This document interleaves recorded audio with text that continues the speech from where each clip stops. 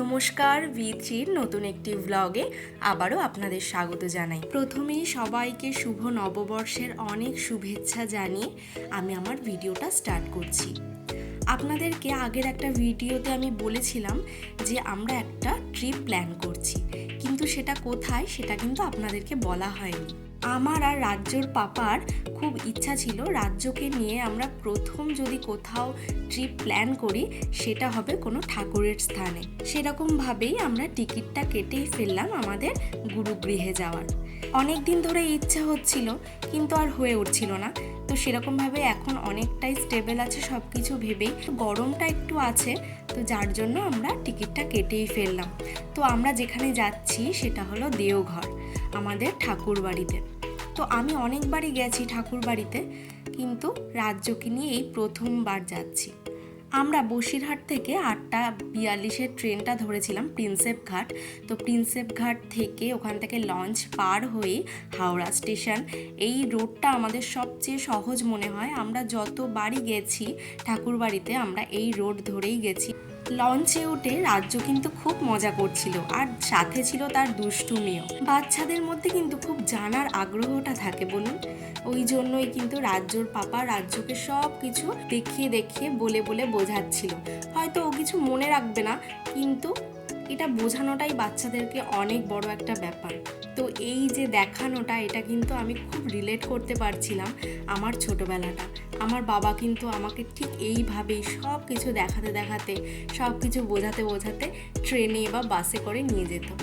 দেখুন, আপনাদের সাথে বলতে বলতে না কিছুক্ষণের জন্য কিন্তু আমি ছোটোবেলাটায় ফিরে গেছিলাম। যাই হোক, এবার আপনাদেরকে বলি, আমাদের কিন্তু হাওড়া স্টেশন থেকে ট্রেন ছিল জনশতাব্দী এক্সপ্রেস। তো ট্রেনটা ছাড়ার কথা ছিল ঠিক 2:05। তো একদম রাইট টাইমেই এসেছিল। আমরা প্রিন্সেপ ঘাট থেকে যখন লঞ্চ পার হয়ে আমরা হাওড়া স্টেশনে এসে অনেকক্ষণ আমাদের হাতে টাইম ছিল, তো আমরা ওয়েটিং রুমে ওয়েট করছিলাম। কিন্তু একটা সমস্যা হয়েছিল খুব, যেটা আমরা ভাবতেও পারিনি।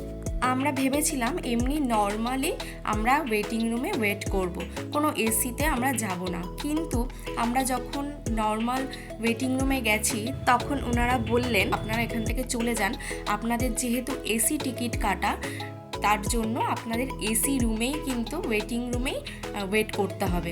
এটা কিন্তু আমাদের একদম ভাবার বাইরে ছিল, কিন্তু যাই হোক না কেন ওনাদের পরিষেবা খুব ভালো ছিল, আমাদের খুব ভালো লেগেছে। যাই হোক, আমাদের ট্রেনটা একদম রাইট টাইমেই ছেড়েছিল, আর আমাদের জার্নি ছিল 4.5 ঘন্টার।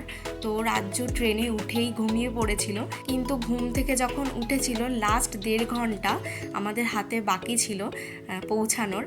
তো তখন থেকে উঠে একটু ঘ্যান ঘ্যান করছিল নামবার জন্য। তো যাই হোক, বাচ্চারা অনেক সময় এক জায়গায় থাকলে একটু ঘ্যান ঘ্যান তো করবেই, এটা স্বাভাবিক ব্যাপার। তো আমরা সেদিনকে পৌঁছালাম যখন রাত হয়ে গেছিলো, রাত 7টা বেজে গেছিলো। তো আমাদের রুমে ঢুকতে অনেকটা রাত হয়ে গেছিলো বলে সেদিনকে আমরা আর বেরোইনি। আমরা নেক্সট ডে একদম সকালবেলা উঠে ঠাকুর দর্শনে গেছিলাম সবাই মিলে। আমি যখন কনসিভ করেছিলাম তখন রাজ্যর পাপা ঠাকুর বাড়িতে গিয়ে নিবেদন করে এসেছিল যে রাজ্য ভালোভাবেই পৃথিবীতে আসুক, সব কিছু ভালোই ভালোই হোক। তো আমরা সবাই মিলে গিয়ে পুজো দিয়ে আসবো বা ঠাকুর দর্শন করে আসবো। এই পুরো যে চত্বরটা দেখছেন এটা কিন্তু পুরো ঠাকুর বাড়ির চত্বর। তো এখন কিছুক্ষণের মধ্যেই প্রার্থনা শুরু হবে, আমরা প্রার্থনা করতেই যাচ্ছিলাম সকালে। আজকের ভিডিওটা তাহলে এই পর্যন্তই, দেখা হচ্ছে খুব শিগগিরই পার্ট 2 ভিডিও নিয়ে। ঠাকুর বাড়ির অনেক কিছু দেখানোর আছে, ভালো লাগলে একটা লাইক করতে কিন্তু ভুলবেন না।